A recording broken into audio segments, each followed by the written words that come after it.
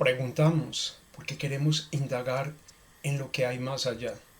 Sócrates preguntaba para hacerse dueño de la ignorancia, es decir, para mostrarle al interlocutor que él no tenía la verdad y que ni el mismo Sócrates lo tenía. Sócrates preguntaba para que el otro pudiera hallar la verdad. Soy Jorge León Correa y esto es Bildung.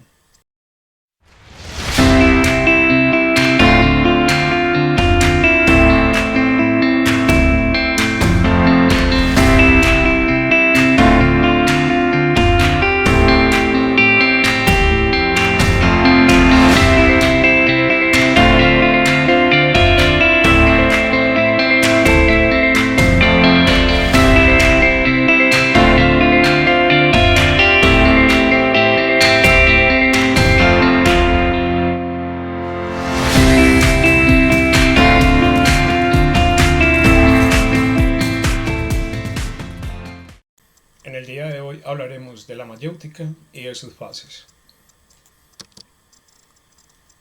En primer lugar, entonces, veamos qué es mayéutica.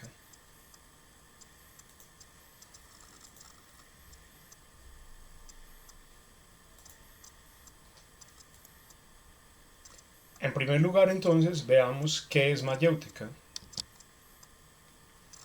La mayéutica es el arte de preguntar, de sacar la verdad, como hacían las antiguas parteras en Grecia.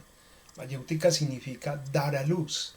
Entonces es una técnica de preguntas a través de las cuales el interlocutor debate la respuesta con su contrincante para llegar a conceptos generales. Mayéutica viene del griego maieutikos, que significa experto en partos. Por eso la mayéutica es dar a luz.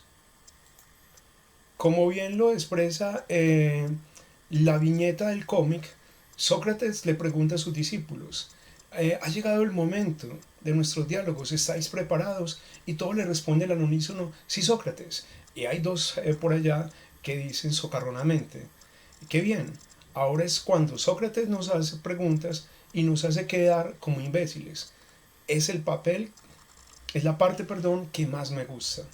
Y no es que Sócrates los haga quedar como imbéciles, sino que la técnica de la mayéutica, el ejercicio de la mayéutica, da cuenta precisamente de eso, de nuestra ignorancia, de nuestra imbecilidad, de nuestra torpeza, si queremos decirlo de otra manera.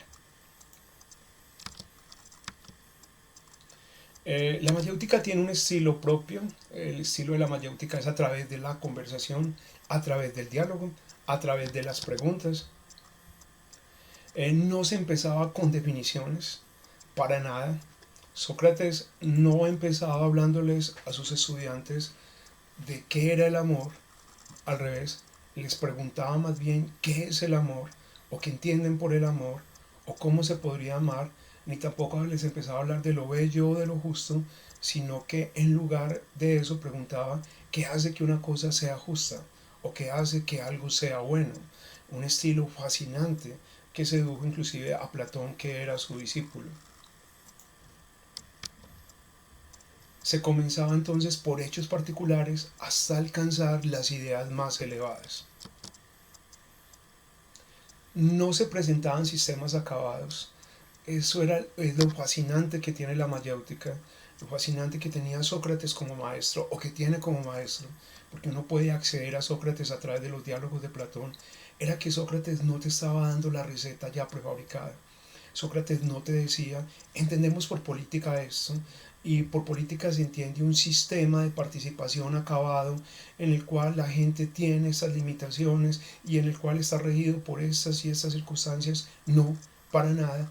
Lo que hacía Sócrates era mostrar precisamente, lo que hacía Sócrates era mostrar una pregunta, y a través de esa pregunta dejar que las personas llegaran a las conclusiones, no a sistemas.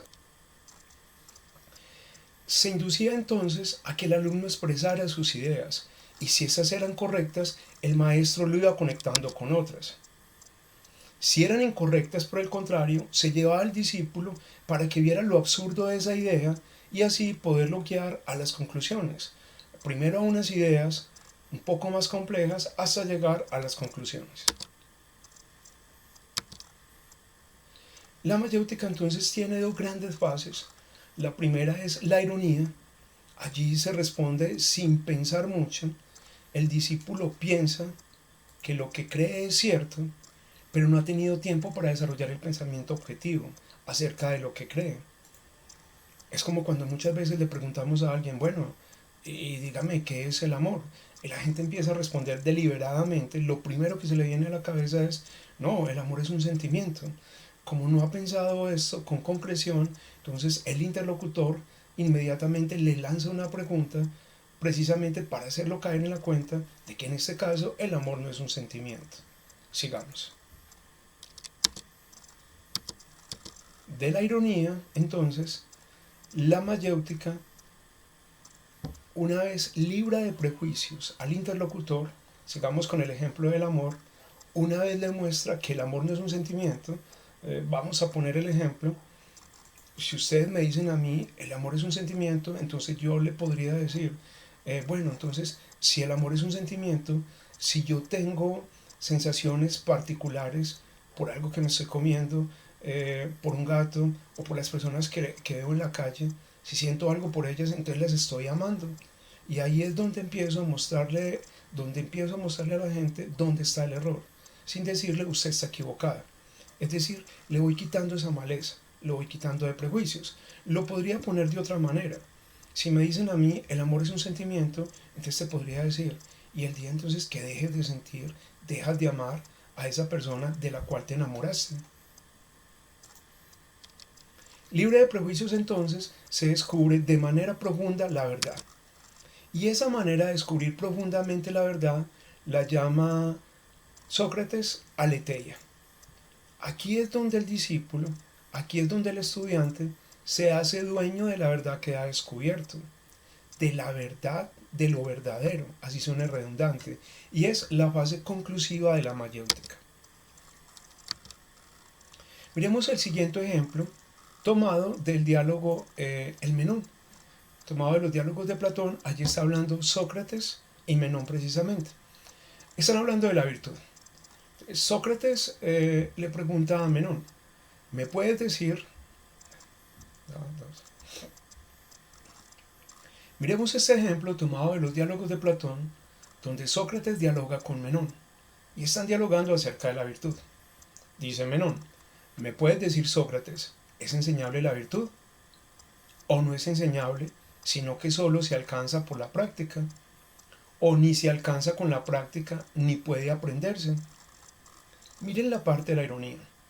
Responde Sócrates, por lo visto me consideras un ser dichoso, que conoce en efecto que la virtud es enseñable, o que se da de alguna otra manera. En cambio yo, ni siquiera sé qué es en sí la virtud. Ahí podemos detectar la ironía. ¿Por qué? Porque Sócrates le está diciendo a Menón, en esta parte, que sí, que la virtud es enseñable y que se puede transmitir, pero le hace una pregunta. El problema no es que sea enseñable, el problema es que cómo la vas a enseñar si yo ni siquiera sé qué es eso. Continúa Menón, pero tú, Sócrates, ¿no conoces en verdad qué es la virtud? Se alarma Menón. Y Sócrates le responde, y no solo eso, sino que aún no creo haber encontrado a alguien que lo sepa. Pero tú, ¿qué afirmas que es la virtud? Y ahí devela la ignorancia de Menón. Inclusive está develando la misma ignorancia Sócrates, su misma ignorancia. Está diciendo, yo de esto sé que no sé nada. Y continúa.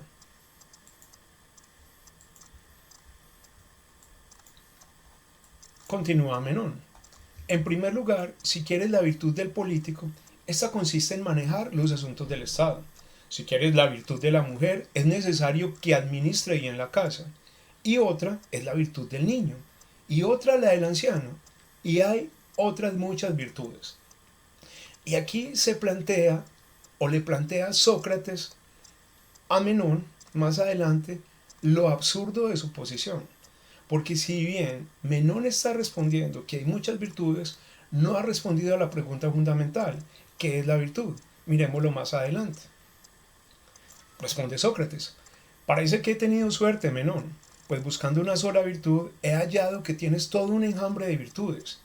Pero lo que yo quiero saber es qué es la virtud, pues las virtudes, aunque sean muchas y de distinto tipo, tienen todas tienen una única y misma forma, por obra de la cual son virtudes. Y es por ello que yo te pregunto, de una manera magistral, Sócrates lleva a su interlocutor a una idea más elevada, mostrándole que no le ha dicho todavía qué es la virtud, que conoce muy bien que hay diferentes tipos de virtudes, pero que sigue sin responderle. No les voy a decir cómo termina este diálogo. Busquen la referencia, ahí lo encuentran, está en los diálogos de Platón, está en el Menón y lo pueden seguir leyendo para que se den cuenta a qué conclusión llega Menón a través de las preguntas de Sócrates. Nos vemos entonces en una próxima oportunidad.